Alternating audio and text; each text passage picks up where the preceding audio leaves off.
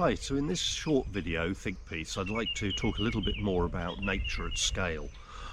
There's been a big movement recently around the whole wilding and rewilding agenda, which is really exciting, but also I think we need to remember the productive landscapes, the places where we need our food and our fibre and our other goods from as well. And it's about creating the right mosaic and the right mix for both the ecology, for the landscape systems or the catchment systems, the ecology at scale, and for the people, their well-being and their economy. Really important in the first instance is understanding what you've got. What are the risks and opportunities for wildlife and nature? What's really struggling? And then also in relation to that, the economy and the social well-being needs.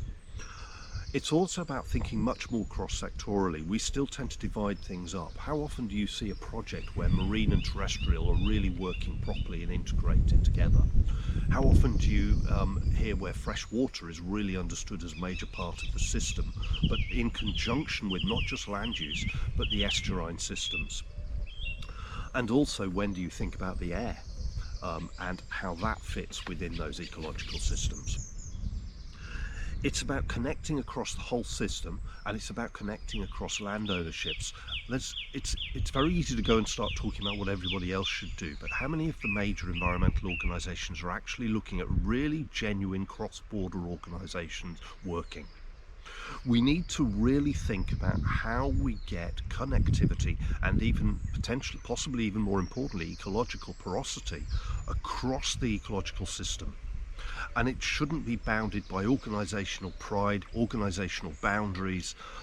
We've got to start looking beyond that, and we've got to support the smaller owners and the smaller users of the resources and the ownerships of those resources to be able to identify where working together can really add value for wildlife and hopefully also have some benefits for them in their own land management system.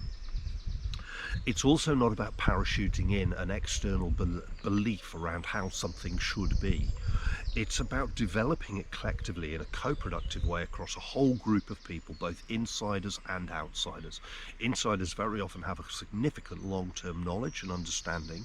Outsiders quite often come in with new ideas and new opportunities. And it's about finding the best ways to bring those people together. And one of the things that really gets missed often is the whole concept of working co-productively, but starting to really build on the good stuff. What is happening already in that area? Not just thinking, oh, well, we haven't really got much here, or coming in and looking at a space and thinking about all the problems. Start by trying to find actually what's happening that's good for wildlife, that's really working for nature, because then you've got something you can build on. And celebrating the success is a major part of really moving forward to success, because people respond to success and they want to be part of it, and that's so much better for everybody than constantly talking about the things that are not working and the things that are going wrong and starting a blame culture which really does not lead to developing new opportunity.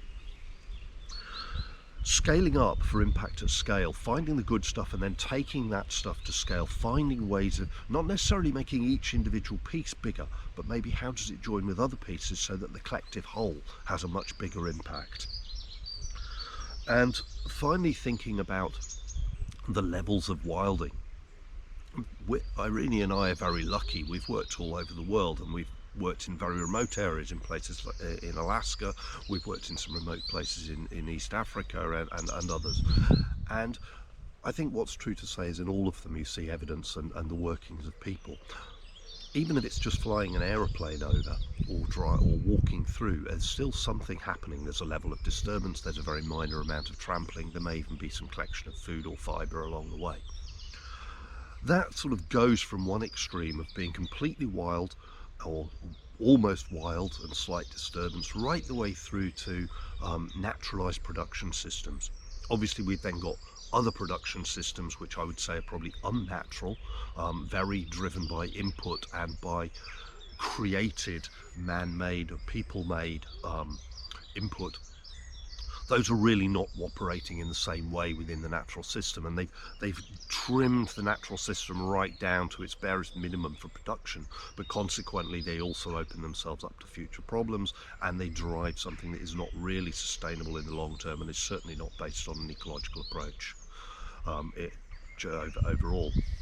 We're really more interested in the businesses and the people trying to work at a scale with nature, trying to look at that relationship between wilder or nearly wild and the very naturalized production systems. How do we get more of those, and how do we get those joining up so that they really operate at scale to deliver something better for wildlife and for nature? There's lots more information going to be coming up both on our website and our YouTube channel.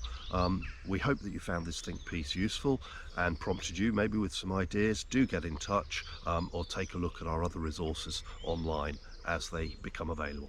Thanks very much.